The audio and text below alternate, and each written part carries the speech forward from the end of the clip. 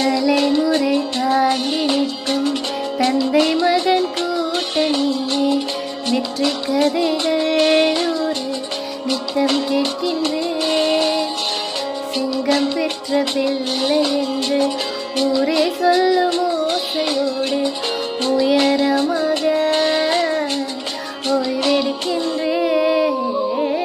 அன்பு மட்டும் அள்ளி வீசும் வீடு அமைவதே அதிசயம் அற்புதம் அதுவே.